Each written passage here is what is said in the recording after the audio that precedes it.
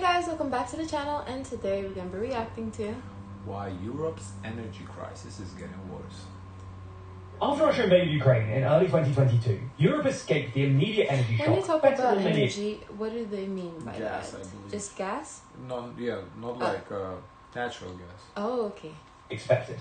While prices did shoot up, reserves didn't run out, and most countries were able to find alternative fuel sources Natural gas and electricity, like together.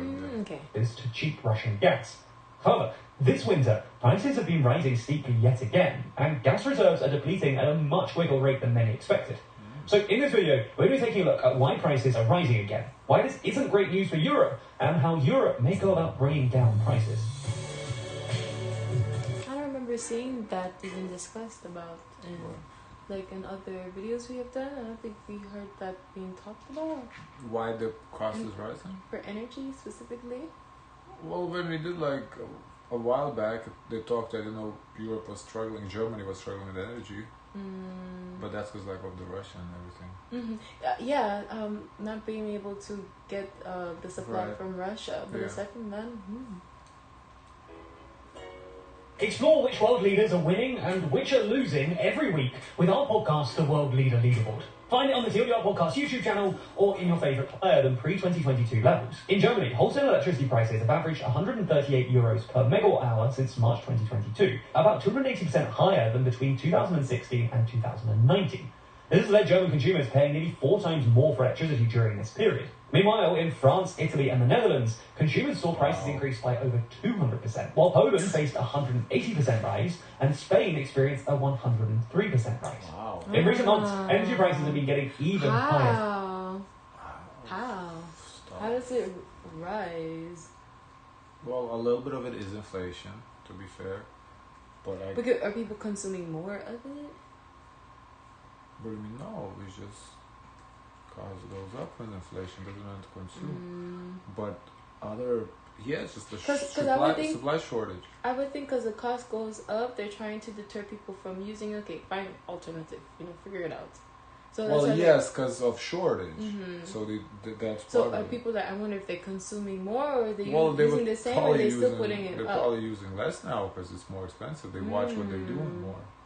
Still, in November, the average wholesale-based power prices in these countries climbed to their highest levels in at least 20 months. In Germany, electricity prices soared to 1,000 euros per megawatt hour in the beginning of December, marking the highest price recorded in 18 years. Now, while these numbers are still far below the 2022 peak, it still paints a worrying picture for Europe's energy landscape.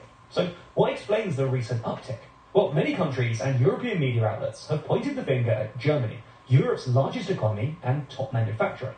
Germany, which has experienced a prolonged period of cloudy, windless weather this autumn and winter so far, has consequently seen a reduction in its renewable power.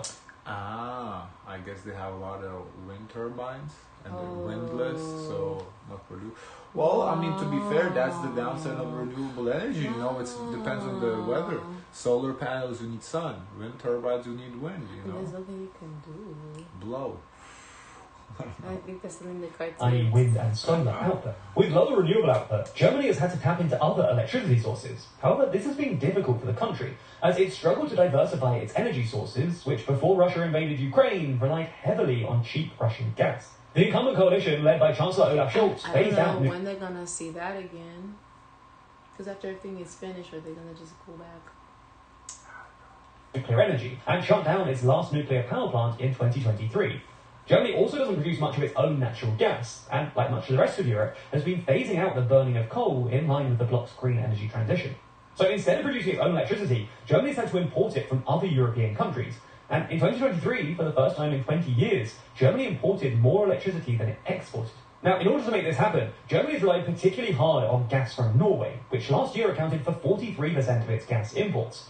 But as a result of this high German demand, energy prices in Norway have shot up, reaching levels not seen since 2009, which are now 6 times higher than the European average. Another Nordic country that is also affected by these price hikes is Sweden. The Swedish energy minister recently explicitly blamed high prices on Germany's decision to close down its nuclear power plants, and argued that if Germany was able to produce more electricity for the European network via nuclear power, then prices would stay lower. However, That's Germany a lot isn't to put on Germany. Yeah. Something they can't really control. A lot of Germany's back, yeah, I see that. only culprit to blame for these rising prices. And the way we see it, there are at least two other reasons why. Firstly, Europe is having a particularly cold winter, much colder than the last two winters since Russia's invasion. That's tough. You know, as I said once again, the weather, nature, you know, something out of your control. Invasion of Ukraine. And as a result, European households have been heating their homes for longer than usual, depleting European natural gas supplies. While for most of the year, European gas storage has been higher than the average over the past 5 years, over the last few weeks, European gas supplies have fallen sharply by 15% and are currently filled at around 80% of their capacity. Now, while 80% capacity doesn't sound that bad, and is definitely enough to last the winter, energy consultancy ICIS predicts that by the end of March, this figure may plummet to just 33%, which raises concerns that Europe will struggle to replenish its gas reserves ready for next winter. Secondly, energy prices are projected to increase even further following the expiration of a gas transit agreement between Ukraine and Russia. For context, this deal, signed in 2019, allowed the Russian state energy company Gazprom to pump natural gas through Ukraine's vast network of pipelines into the EU. And despite a bloc-wide commitment to end reliance on Moscow by 2027, a handful of EU member states, including Slovakia, Hungary and Austria, have continued to buy Russian gas through this route, which in 2023 accounted for around 65% of their gas. Ooh, that's not good, because why would Ukraine renew the gas contract with Russia when they're at war? I don't think Ukraine want to do that. Will they have a choice? I mean, Europe can try to force their hand a little bit and, you know, be like, you know, we're not going to send you money, weapons no more, you know. So I think they can try to force their hand. Maybe, yeah. I mean, they have to. What's the other alternative? Demand. Losing this supply will now likely increase gas prices across Europe. Slovakia's Prime Minister, Robert Fico, has already stated that the country is facing a major gas crisis, and Moldova has declared a 60-day state of emergency. So, to summarise all of that, rapidly depleting gas reserves, looming supply cuts from Moscow, and Germany's insufficient energy production largely explains why energy... This is such a different, you know, side of Europe that we're seeing, because like That's scary. throughout like the people's reactions, we see like, oh, Europe, you know, so like glamorized, oh, everything is great, but when you see this, you kind of like, god damn, you know, like, shit, this is like real shit. They incorporate that in the cost of living. Well, the cost of living is rising in every single country in Europe. People are starting to struggle. Because, like, even when, you know, when we do, like, Greek reactions and we say, like, damn, it's pretty expensive. And, you know, people say, like, it's expensive for us, too. Like, it's just, you know, just the Americans or whoever, they come in and for them it's cheap. But for Greeks, it's super expensive. And I just use Greece as an example because I'm thinking Italy is similar, too. And pretty much everywhere, I think. I would think Germany is a cold place or a warm place. Winters are cold in Germany. Have been rising. Now, of course, this isn't great news for Europe. Economically speaking, the main worry here is inflation. That's because we need energy for, well, virtually everything. And if the cost of energy goes up, then, well, the cost of basically everything else goes up too. Yeah. If goods get more expensive, then people can't buy as many things, which basically makes them poorer and reduces domestic demand. This is also pretty bad for European industry too, which is already in trouble facing low demand. Production in many key energy-intensive sectors, like chemicals and steel, have tumbled to record-year lows. Plants are shutting down, and factories are carrying out mass layoffs. I didn't hear about this in the news. Well, yeah, they don't talk about it. I mean, you would probably have to watch, like, specifically world news to see it. Because our news kind of focuses, you know, within the country. In order to deal with... I don't like this channel. This channel, I think, is just based European news. It's very eye-opening because we don't know this stuff. Rising costs. Even putting the European economy aside, politically speaking, a new energy crisis will also undermine energy cooperation in Europe. At the moment, the EU's common energy market harmonises prices across the continent, so European states pay similar prices for their electricity. This requires states to essentially share their... I think we should have heard, like, okay, is Ukraine gonna sign the deal with Russia to allow them to drill the oil? I feel like that should have been like this, because that seems like it's a major... Yeah, but we don't really watch news like that, though. I feel like... Do you watch? You said they watch on news? TikTok. Okay. As a news source. TikTok and the Shade Room. Well, the Shade Room is... I know that mostly in Canada, urban news. In Canada, Trudeau, he said, I'm leaving. Since y'all don't want me here, I'm gone. Okay. And he looked like he was about to cry. Happy to do when there's plenty to go round, but they're less keen on when supplies are limited, like now. For instance, in July, Germany was accused by Czechia of hoarding gas supplies. Meanwhile, Norway is considering cutting shared energy links. That is tough because Germany, I know they have the agreement, but at the end of the day, like push comes to shove, their priority is German people. And it seems like everyone's on them too, anyways. Yeah, I don't know. Like if I was Germany, if like we really fucked up situation, I would have to prioritize my own people. What does it look like when Sweden said it's not me, it's Sweden? To Denmark and renegotiating its existing connections to Germany.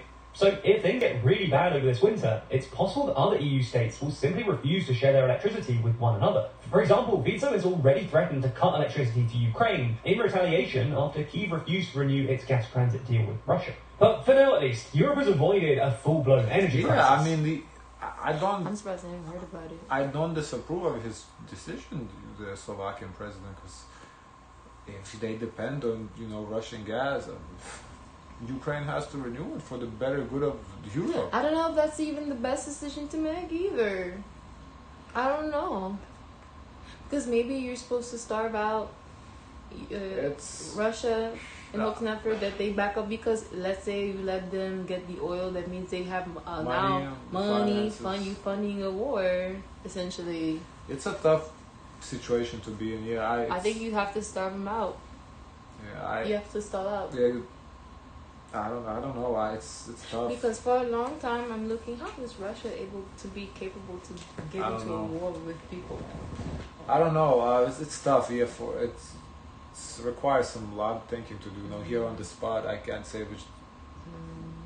Because the people in Russia are gonna start complaining and say, "Where's our oil?" And there's a lot of people there too, and they're gonna be looking for that oil from there. But the oil is Russian. They will have the oil. Okay, so why they need to tap into Ukraine? No. Ukraine, you're misunderstanding. Russian oil comes through Ukraine. Oh, you got a blockage. Ukraine is just a bridge. Oh no, they cannot use the bridge. You can't harm people and use the bridge. I understand. But Europe benefits of that bridge. And if Europe benefits of that bridge is what allows Europe to send the money and everything guns to Ukraine. But what happens? So if Europe don't have no more money, now they're preserving money, they're stopping to send money to Ukraine. Ukraine has to fight by themselves. So it's like, Russians are a little worse off because they don't have the income from energy, but at the same time Ukrainians are way worse off because they don't have income from Europe and guns from Europe and everything. It's a two-edged sword. Mainly by increasing its imports of liquefied natural gas, mostly from the US, but also from Russia, which exported a record amount of LNG to Europe in 2024. However, LNG supplies... Yeah, now that you think about it, this is good for Americans. I'm sure we have... I know we have some backed up supplies. Yeah, but I don't think that they don't touch their supply. They want to use everyone else before they touch theirs. Yeah, but I don't know. They will touch it for money. Volatile, largely because they're directly correlated to the global energy market. Jokes aside, before they come to America, I'm sure they would go to Saudi Arabia, Kuwait, somewhere else to get it. Therefore, Europe may need to invest more in its energy transition and further develop its nuclear capabilities, which is both costly and contentious. Or they could end up signing deals with countries like Azerbaijan, who could supply the continent with more gas. Azerbaijan. This could potentially make life more difficult for European leaders and shift European relationships with leaders from around the world. We're heading into 2025 with a whole new group of politicians, business leaders, and influential people. The question is then, who But on top? I feel like even in the perspective of the US, they're gonna be observing who Europe is gonna, get this oil from, because that's gonna stem into a friendship or relationship. So maybe that friendship and relationship alliance may not be good for the US. So in some ways, in some form, the US will soon have to address this issue too as well. If the thing is with Trump being president, I don't know if he's proficient in these things. So if it was someone else, but he has a relationship with Putin. So, right, but if Ukraine, he can cut off supply to Ukraine, force Ukraine's hand. We'll see what happens. I don't know about this. Is tough. This is real tough. I feel bad. Guys, of course, let us know your thoughts. If we want to hear your thoughts on this situation, don't forget to like, comment, and subscribe. Join the Discord. And as always, share as much kindness as possible.